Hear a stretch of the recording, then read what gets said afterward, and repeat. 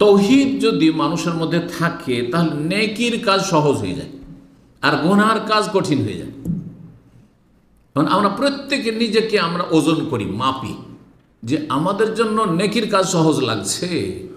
এই যে বর্তমান আজকের হিসাব করেন, আপনি এই বছরের হিসাব করেন যে আমি যে দৈনন্দিন জীবনটা কাটাচ্ছি আমাকে নেকির কাজগুলি এই সহজ লাগছে না গুনার কাজ সহজ লাগছে।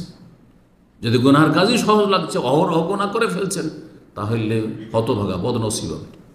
নেকির কাজ আপনাকে খুবই মজা লাগছে, খুবই সহজ লাগছে, যেখানে মন চাইছে শুধু নেকি করতে মন চাইছে, ভালো কাজ করতে মন চাইছে, আল্লাহর হক আদায় করা, স্ত্রীর হক আদায় করা, স্বামীর হক আদায় করা, ভাই বোনদের হক আদায় করা, বাপ মায়ের হক আদায় করা, মানুষের সাথে ভালো আচরণ করা, হ্যাঁ, ইত্যাদি ইত্যাদি, ফরজের পরে নফল বাড়ানো, সুন্নত বাড়ানো ইত্যাদি। যদি নেকি করা সহজ মনে হয় তাহলে জানতে হবে যে আপনার মধ্যে তৌহিদ ভালো আছে, তৌহিদের কোয়ালিটি ভালো আছে। আর যদি দেখেন যে নেকির কাজ খুব ভারী লাগছে, ফজরে ওঠাটা বড়ই কঠিন লাগছে আপনাকে, খুব কঠিন ফজরে ওঠার, ছোটটা উঠতেই পারছেন না, মাসে 10টা দিন উঠতে পারছেন না আপনি, তার মানে এই যত ঘাটতি ফরজ ওয়াজিব, তার মানে তৌহিদে আপনার কি আছে? দুর্বলতা, কমজোরি আছে। গুনাহের কাজ কঠিন লাগা, কারণ মাঝে মাঝে গুনাহের জন্য শয়তান প্ররোচনা দেয় আমাদেরকে। শয়তান ভালো মানুষের মনকেও গুনার দিকে নিয়ে যায়। সেটা কখনো মানুষের সাথে তর্কে জড়িয়ে যাওয়া, কারো ঝগড়া লেগে যাওয়া, নিজের স্বার্থকে বড় করে দেখা, বিভিন্নভাবে হইতে পারে, লোভ লালসা, হ্যাঁ, ইত্যাদি ইত্যাদি বিভিন্নভাবে শয়তান কি করে? পরিচিত করে গুনার জন্য। আপনাকে যদি যখন তখন ওই খারাপ কাজগুলি ভালো লাগে, ভাষা খারাপ করতে ভালো লাগে, হ্যাঁ, অশান্তি ভালো লাগে, তাহলে জানতে হবে যে আপনার তৌহিদে ঘাটতি আছে। গুনাহের উপর চরম ঘৃণা, গুনাহের উপর চরম ঘৃণা, যেমন শিরক বিদআতের উপর ঘৃণা, তেমনই যে কোনো পাপের উপর ঘৃণা। যত বেশি ঘৃণা আছে তত বেশি, তার মানে তৌহিদ আপনার খুব পাকা আছে, পাকা তৌহিদ আছে। মানুষ যখন তার ঈমান এবং তৌহিদে নিখুঁত নির্ভেজাল হয়, নিষ্ঠাবান হয়, তখন নেকি করতে মজা লাগে।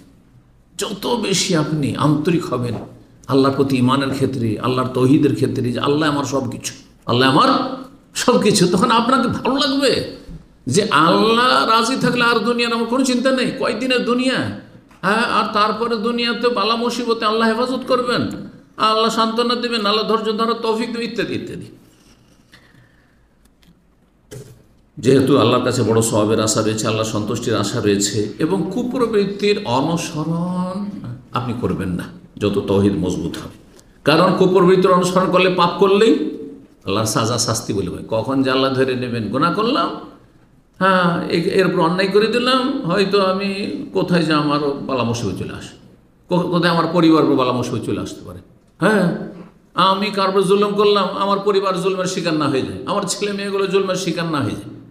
দুনিয়ার কথা, আখিরাতের শাস্তি তো আছে, আখিরাতের শাস্তির কথা তো আছে। জি,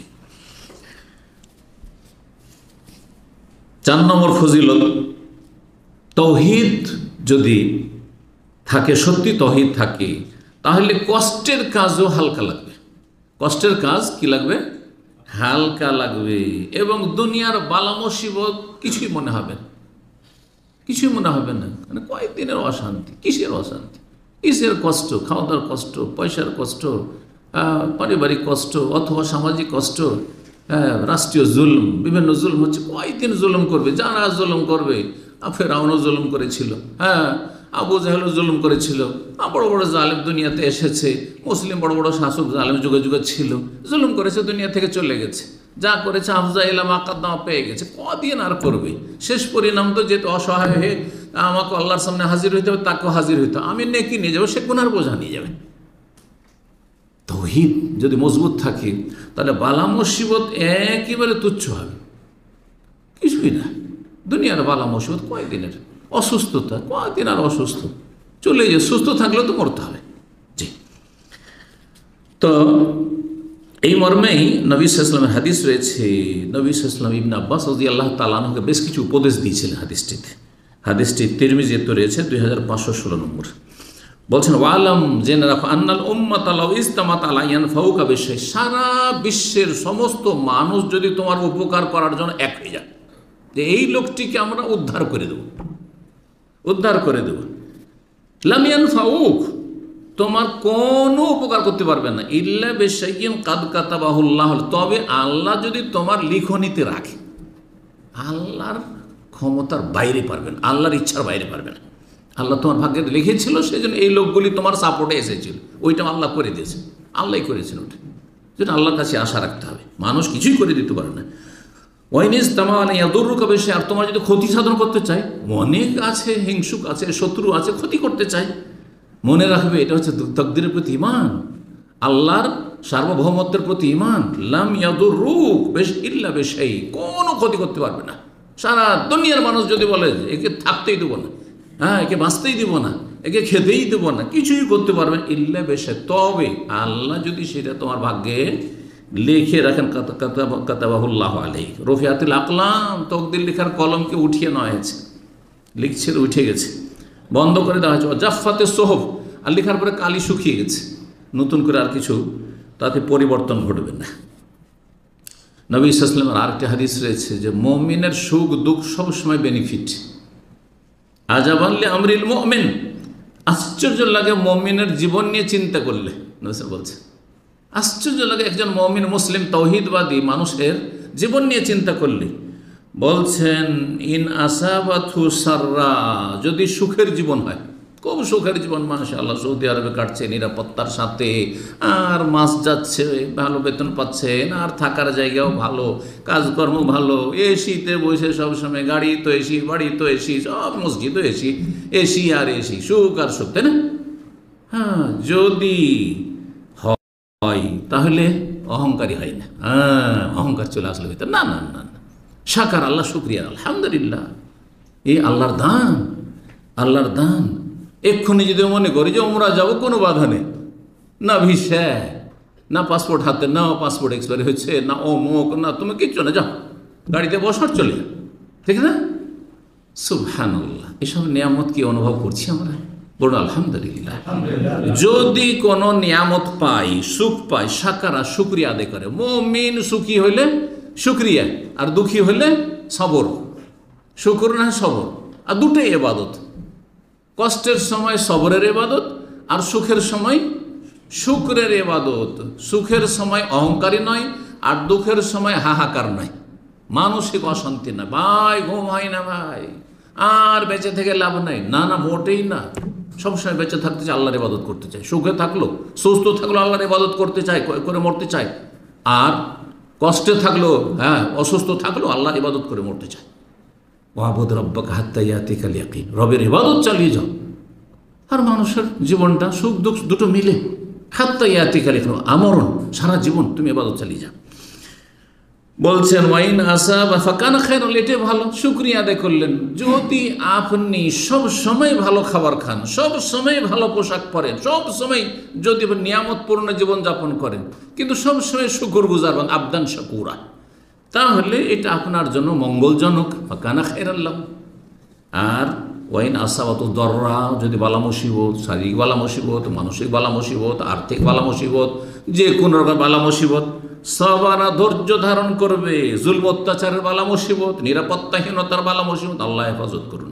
ফাকানা খায়রান লাহু, এইটাও কল্যাণকর যখন সবর, ইন্নাল্লাহা মা'আস সাবিরিন, আল্লাহ আমাদের সাথে আছেন, কারণ আমরা সবর করছি।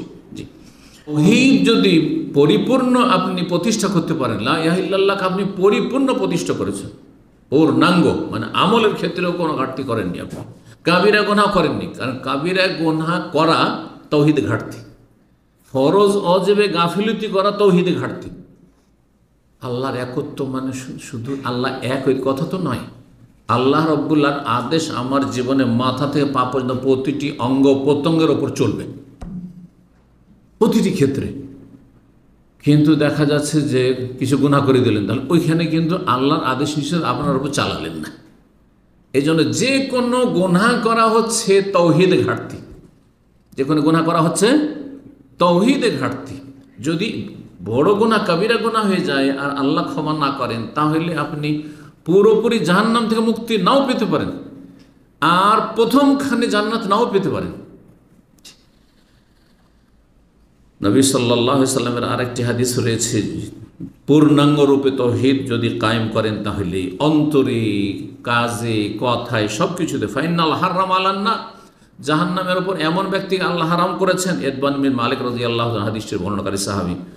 আল্লাহ ওই ব্যক্তিকে বা ওই শ্রেণীর মানুষকে জাহান্নামে হারাম করেছে, মান কালা লা ইলাহা ইল্লাল্লাহ, যে বলবে আল্লাহ ছাড়া কোনো সত্য মাবুদ নেই, অন্তরে বিশ্বাস করে বলবে এবং বলার উদ্দেশ্য হচ্ছে ইয়াবতাগি বিযালিকা ওয়াজহাল্লাহ, আল্লাহর সন্তুষ্টি কামনা, আল্লাহকে আমি রাজি করা, এটা আমার জীবনের মুখ্য টার্গেট, জীবনের মুখ্য বিষয়।